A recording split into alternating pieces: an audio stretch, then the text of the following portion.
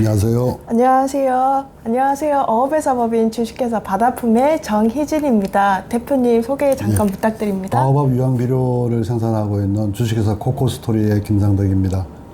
네, 반갑습니다. 오늘은 저희가 요즘에 지구온난화 관련된 여론들이 핫하잖아요. 그리고 그렇죠. 지구온난화가 많이 문제가 되고 있는데 과연 농사하실 때 농사에 적용할 수 있는 지구온난화 대비 대책 솔루션이 어떤 것들이 있을까 하고 대표님께 자문을 좀 구하고자 궁금한 마음에 여기까지 찾아왔습니다. 아유, 감사합니다. 네네, 대표님. 제가 네네. 한 10여 년 지금 이제 이 일을 하고 있는데 네네.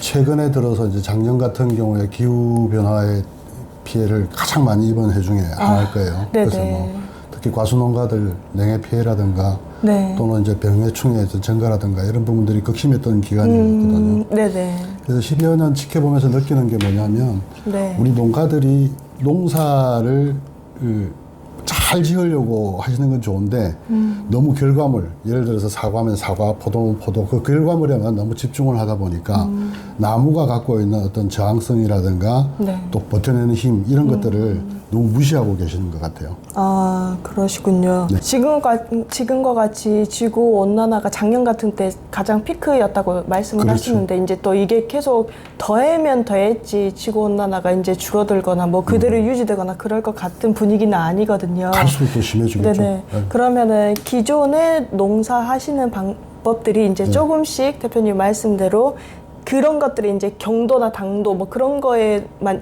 과실 비대 이런 쪽에만 집착할 것이 아니고 이제 특별한 솔루션을 거기다가 좀 이제 갖다 붙여서 그렇죠. 이제 적용을 시켜서 이제 다른 해결책을 좀 제시를 해야 될 것 같은데 혹시 대표님께서 생각하고 계시는 솔루션이 있으신지 궁금합니다. 저는 한 10년 동안 이제 네네. 과수농가를 저희가 이제 컨설팅을 하면서 지켜본 결과는 네네. 아주 쉽게 말씀드리면 이런 거죠. 우리가 너무 과일에서 사과를 예를 들면 사과에서 당도나 경도나 색도를 올리기 위해서 거기에 집중을 하다 보면 그 기능은 사실은 나무가 가지고 있는 기능이거든요. 나무 네네. 스스로가 내가 색도를 올리고 당도를 올리고 경도를 올릴 수 있는 기능을 충분히 가지고 있는데 네네. 그 기능을 키워주는 것의 방법을 잘 몰라요. 네.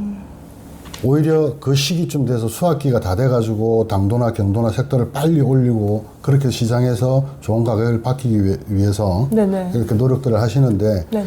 초기부터 나무가 가지고 있는 당도, 경도, 색도를 올리는 그 효소라든가 이 효소의 활동이거든요. 거의 네네. 대부분이 네네. 나무가 갖고 있는 단백질 중에 일종의 효소가 많이 생성이 되고 그 효소가 정확하게 발현만 해주면 나무는 정확하게 달고 높은 향을 가지고 있는 색도도 좋은 과일을 만들어내는데 네네.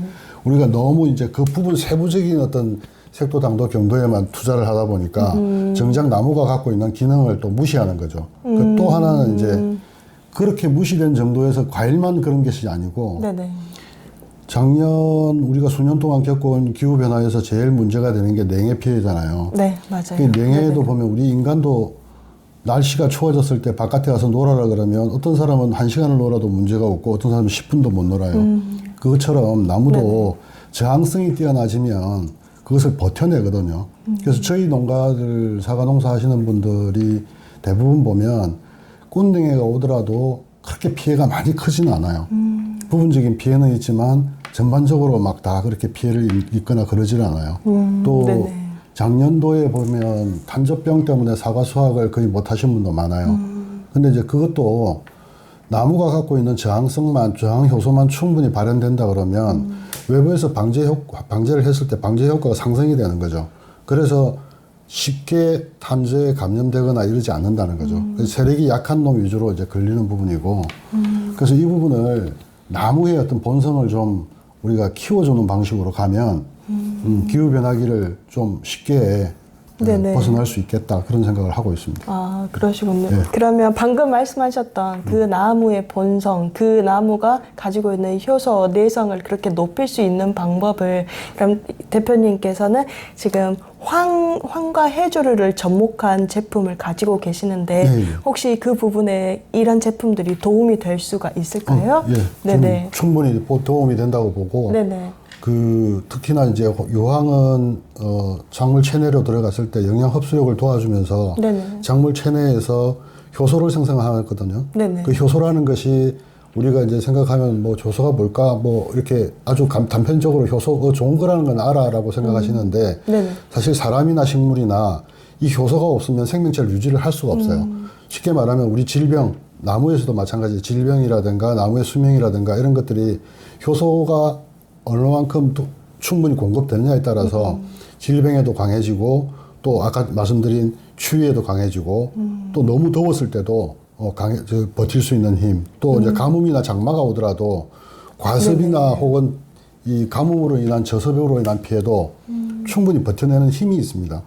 그래서 그런 것들을 조금만 보완해주면 나무가 스스로 그런 저항성을 가지고 생산해낸 과일들은 대부분 보면 색과 맛과 향이 뛰어나요. 네네. 뿐만 아니라 저장성까지 좋아지거든요. 네. 그래서 저는 거기에 이제 몇 가지 물질들이 도움이 되더라 하는 것을 10년 동안 이렇게 일을 하면서 이제 절감하고 있는데 그 중에 이제 유황이 이 식물 체내에 들어가서 단백질을 생성하는 데 도움이 되고 그 단백질의 일종인 효소 생성에도 절대적으로 관여하더라. 네네. 또 그러고 이제 해조 추출물을 제가 높게 평가하는 부분은 해조 추출물은 어떻게 보면 미네랄의 총체라고 봐도 되거든요. 네네. 근데 이 미네랄의 어떤 역할이라는 것이 이 효소가 활발하게 자기 기능을 발휘할 수 있도록 하는데 도움이 된단 말이죠. 그래서 해조 추출물과 유황은 따로 동떨어진 게 아니고 아주 밀접한 관계를 가지고 있다고 봐요. 그래서 얘가 만들어낸 효소가 충분해지면 그 효소가 충분한 역할을 할 수 있도록 만들어주는 게 이 해조 추출물이 가진 미네랄들이거든요. 네네. 그래서 아주 밀접한 관계를 가지고 있다고 봅니다. 아, 그러시군요.